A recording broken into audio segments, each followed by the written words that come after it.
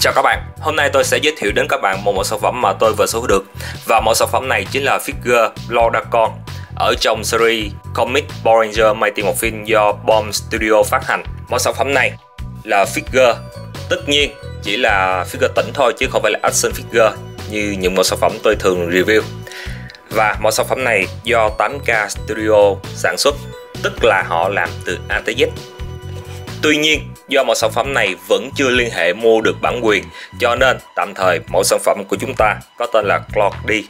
Nhưng chúng ta nhìn thì vẫn biết được rằng đây là Lordaeron, một dạng như là chiêu trò để né bản quyền thôi. Yên tâm đi, theo như nguồn tin tôi biết được thì 8K Studio đang liên hệ với Boom Studio để lo về cái vấn đề bản quyền này. Và tôi hy vọng rằng trong tương lai, mẫu sản phẩm này nó sẽ có một cái tên gọi chính thức là Lordaeron, được chính hãng Boom Studio công nhận đây chính là Lordaeron, thì mẫu sản phẩm này nó sẽ tuyệt vời hơn rất là nhiều. Và một phần nữa tôi muốn khoe với các bạn rằng mẫu sản phẩm này có cái hộp rất là đặc biệt, do bên họ đã ưu ái in cái logo của tôi ở trên mẫu sản phẩm luôn. Một hành động nhỏ nhỏ thôi nhưng tôi thấy rằng rất là vui vì được một sự ưu tiên như thế.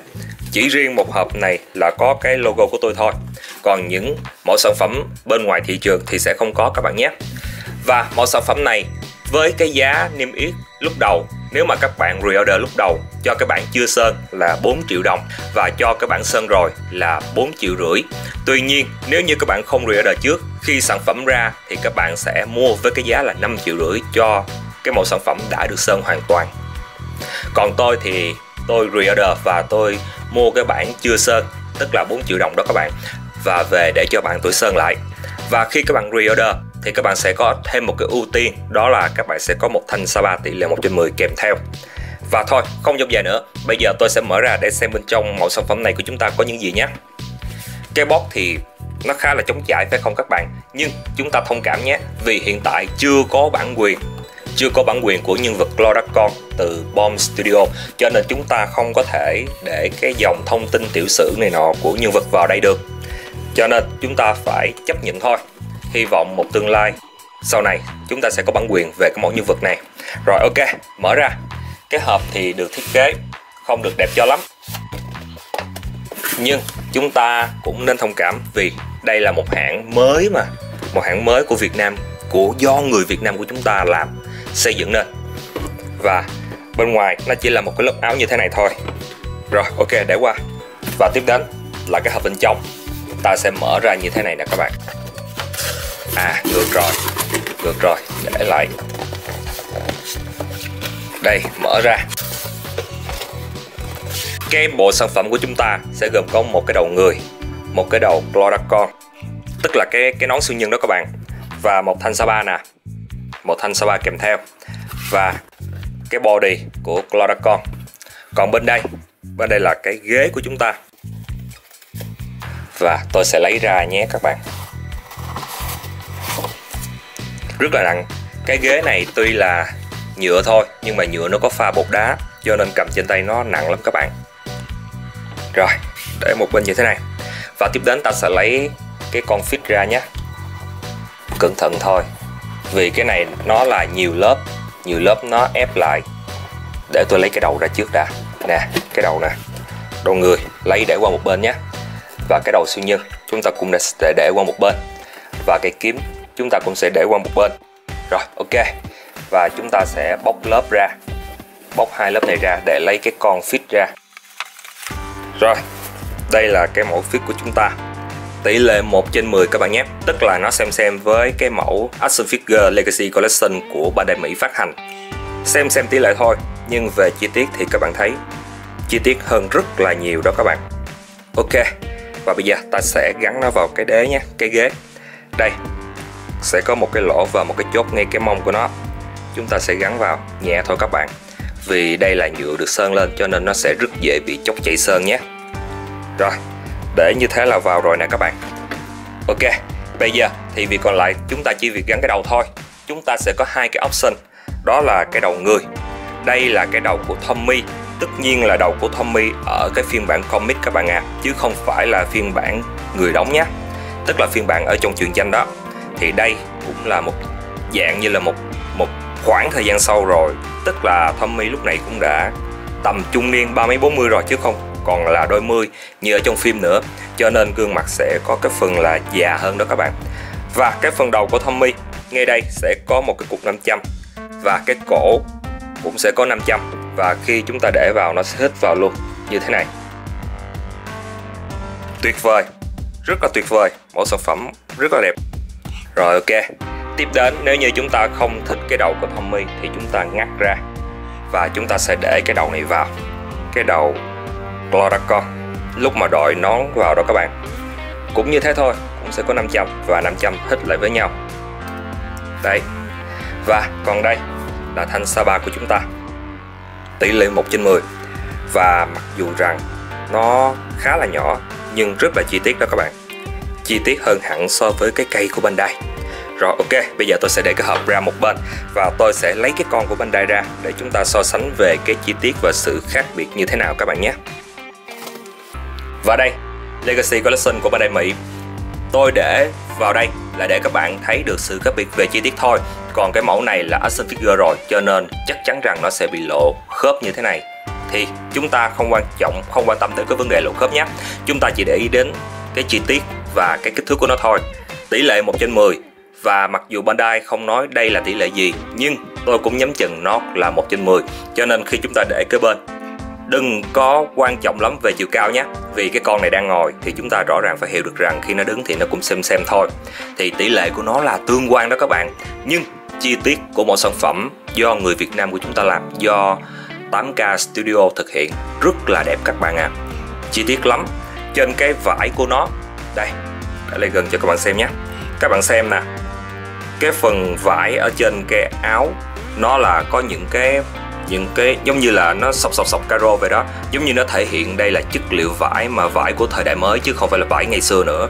Và bên cạnh đó thì trên cái người của nó sẽ có những cái gân vải nữa các bạn, những cái gân vải chạy dọc theo, nhìn nó rất là hay. Nói chung rằng mẫu sản phẩm này tôi cực kỳ hài lòng luôn các bạn. Và khi mà chúng ta đã nhìn tới cái mẫu sản phẩm này do 8K Studio, một sản phẩm do người Việt Nam của chúng ta làm, và chúng ta nhìn lại mẫu sản phẩm của Bandai, thì chúng ta sẽ thấy được rằng ô hay, mẫu sản phẩm này sao nó đơn giản quá vậy. Nhìn nó rất là trơn tru các bạn thấy không?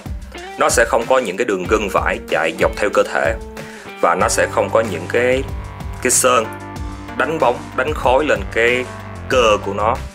Cho nên chúng ta nhìn nó có cảm giác như là nó rất là trơn tru, nó rất là mượt mà. Nhìn nó không có vẻ gì là gấu. Đúng rồi, nó không có gấu đó các bạn. Còn mẫu sản phẩm này của chúng ta thì rất là tuyệt vời. Và đây là cái thanh Saba của Bandai Mỹ tặng kèm mẫu sản phẩm. Còn đây là thanh Saba của 8K Studio. Các bạn xem nhé. Cũng rất là khác biệt phải không? Và khi xem đến đây, nhiều bạn sẽ thắc mắc rằng đây là mẫu sản phẩm chưa sơn và tôi mua về nhờ bạn tôi sơn, thì khi bạn tôi sơn mới đẹp được như vậy. Còn mẫu sản phẩm khi đã được sơn phết hoàn chỉnh bởi 8K Studio thì nó sẽ như thế nào? Vâng, tôi sẽ giới thiệu luôn, vì tôi đã có một mẫu sản phẩm hoàn chỉnh của 8K Studio, họ gửi cho tôi. Và khi mà tôi đưa cho bạn tôi sơn thì cái ý của tôi là như thế này. Tôi muốn một cái con Fix nó có cái màu là màu trắng ngọc trai chứ không phải là màu trắng thông thường nữa. Và khi sơn thì cái phần sút này nó sẽ có cái màu mờ hơn, để thể hiện đó là chất liệu bằng vải. Vải nó sẽ mờ mờ chứ nó không có được bóng loáng như cái phần nón. Phần nón của nó sẽ bóng hơn, phần nón bóng và phần vải mờ, để thể hiện cái sự khác biệt giữa chất liệu nón và vải của sút. Đó là ý của tôi là như thế, và bạn của tôi đã thực hiện theo. Còn 8K Studio họ sẽ không sơn theo cái suy nghĩ của tôi, mà họ sẽ sơn một sản phẩm là mờ từ trên xuống dưới. Phần nón nó cũng mờ và phần vải nó cũng mờ. Và hai mẫu sản phẩm này đều được sardin nhẹ để tạo khối cho con Fix, nhìn nó sẽ có cái chiều sâu hơn đó các bạn. Thì cũng một bên là 10, một bên là 9.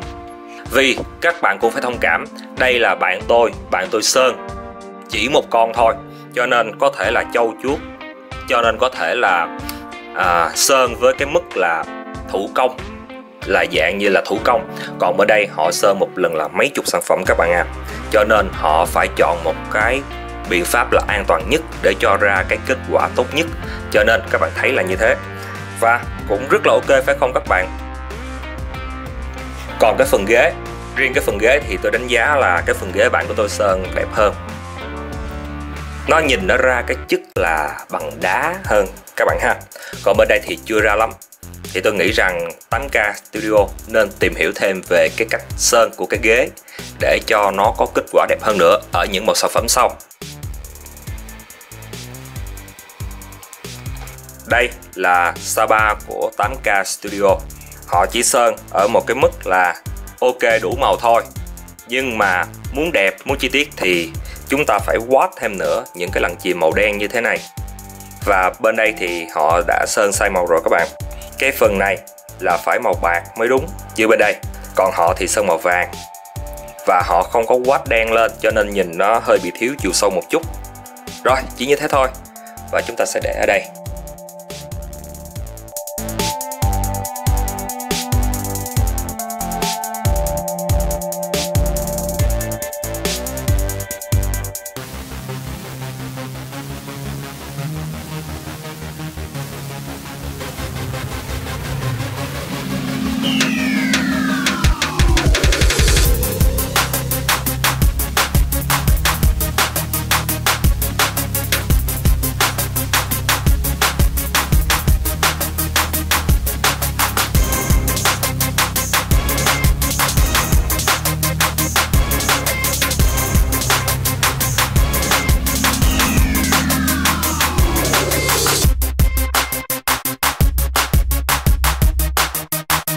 Các bạn biết không, ngay từ đầu khi tôi thấy cái bản dựng 3D thôi ở trên Facebook thì tôi đã phấn khích rất là nhiều. Tôi muốn sở hữu một sản phẩm này. Tuy rất muốn sở hữu một sản phẩm, nhưng tôi lại lo sợ là tại vì 8K Studio quá mới mẻ. Tôi chưa hề biết đến họ qua bất cứ một mẫu sản phẩm nào trước đây. Tôi chỉ thấy cái hình này thôi, cho nên tôi cũng lăn tăn suy nghĩ lắm. Và tôi cũng có dò hỏi một vài người bạn, cái nhân vật chủ của 8K Studio này làm ăn có tay nghề. Khi được người bạn của tôi khẳng định như vậy thì tôi đã không lăn tăn nữa, và tôi quyết định chuyển 50% cọc cho một sản phẩm này. Và tôi mua là cái phiên bản không sơn về để cho bạn tôi sơn, vì bạn tôi rất muốn sơn một sản phẩm này khi thấy hình, cho nên ok tôi chịu bạn tôi. Và thú thật với các bạn, trong giây phút ngóng chờ họ update thông tin nọ từng ly từng tí về một sản phẩm, tôi rất là nôn, và khi cầm từ trên tay rồi thì tôi khá là hài lòng, rất là hài lòng đó các bạn. Mặc dù chỉ là bản thô chưa được sơn thôi, chưa được sơn, chỉ là một cái cục màu nhựa vàng đục đục, nhưng mà đã thấy được rằng chi tiết rất là tốt. Đối với một hãng non trẻ như vậy, nhìn vào cái một sản phẩm thì tôi thấy được rằng họ đã rất tâm huyết, họ đã đặt hết tất cả tâm huyết của mình vào một sản phẩm, cho nên dù là non trẻ nhưng một sản phẩm cũng rất là tuyệt vời. Không phải là mèo khen mèo về đuôi, không phải mình là người Việt Nam và khi mình thấy một shop là người Việt Nam làm thì mình phải khen, nhưng thực sự nó là đẹp các bạn à. Các bạn cứ nhìn, không thể nào chê vào đâu được cả. Chính vì thế tôi khuyên với các bạn rằng nếu như các bạn có điều kiện thì các bạn hãy mua một sản phẩm này để ủng hộ cho cái ngành sản xuất đồ chơi của chúng ta được phát triển hơn. Có thể các bạn thấy 4,5 triệu, 5,5 triệu cho một con sản phẩm bé tí tẹo như thế này là mắc, nhưng không đâu các bạn ơi. Vì cái tiền để họ đúc ra một sản phẩm này chắc chắn nó sẽ rẻ, nó chỉ vài trăm ngàn thôi. Nhưng cái đáng giá ở đây đó chính là cái tâm huyết của họ bỏ ra, đó chính là chất xám của họ bỏ ra. Mặc dù rằng một cái mẫu sản phẩm này nó đã có thiết kế sẵn rồi, nhưng không phải là cứ bê cái nguyên si cái con ở trên mạng về để vào là được, mà họ phải vẽ, dựng lên 2D rồi dựng lên 3D, rồi họ sẽ phải chỉnh sửa, in ra thử các mẫu sản phẩm, in ra cái chỗ nào chưa khớp, hoặc là cái tư thế ngồi này nó chưa được khớp thì họ phải để vào máy vi tính và họ phải chỉnh sửa lại, và họ lại in ra cứ như thế cả chục bản như thế, và ròng rã trong vòng 5-6 tháng trời. thì cái công sức của họ đổ ra rất là nhiều, chất xám họ bỏ ra rất là nhiều, thì họ phải bán được nó với cái giá tương ứng của họ. Và một điều nữa là các bạn nên nhớ, những cái hãng sản xuất lớn như Ban Mỹ một lần sản xuất ra cả ngàn con, vài ngàn con, vài chục ngàn con thì cái giá thành của nó mới rẻ được. Còn đây là một xưởng non trẻ, họ chỉ mới khởi nghiệp mà thôi, và chắc chắn rằng họ chỉ sản xuất theo kiểu thủ công chứ không phải là dạng công nghiệp như cái hãng lớn được. Cho nên một lần họ làm ra, một mẻ họ làm ra tầm vài mẫu sản phẩm thôi các bạn. Chính vì thế mà giá của nó một phần cũng là cao. Cho nên các bạn nếu được thì các bạn hãy ủng hộ họ bằng cách đến với họ để họ có cơ hội phát triển hơn, lớn mạnh hơn, để nền sản xuất đồ chơi ở Việt Nam chúng ta có thể tiến ra với thế giới. Vì các bạn biết không, rõ ràng rằng Việt Nam của chúng ta có nhiều người tài lắm, có nhiều công ty giỏi lắm, nhưng đa phần không tự họ sản xuất mà đa phần là họ gia công. Chẳng hạn như là vẽ game, họ không thể nào tự sản xuất ra được một game ra trò trống vì họ không có đủ nền tảng, không có đủ tiền bạc kinh tế để làm. Họ chỉ nhận gia công cho các hãng game lớn mà thôi. Thì tại sao chúng ta khi có một cái hãng dám đứng ra làm như vậy thì lại không ủng hộ mà chúng ta lại quay lưng với họ, đúng không? Cho nên các bạn nếu có điều kiện thì hãy ủng hộ họ. Nếu các bạn muốn mua thì các bạn hãy liên hệ với tôi để tôi gửi cái link order cho các bạn. Một sản phẩm tôi đánh giá rất là tốt đó các bạn, không phải là cảm tính đâu, thật sự không phải là cảm tính. Nếu như là xấu, là dở, là tệ thì chắc chắn là tôi sẽ chê, nhưng ở đây là tuyệt vời. Thôi, clip đến đây là kết thúc. Các bạn có ý kiến gì về mẫu sản phẩm này thì hãy comment ở bên dưới nhé. Xin chào và hẹn gặp lại các bạn trong các clip sau nhé.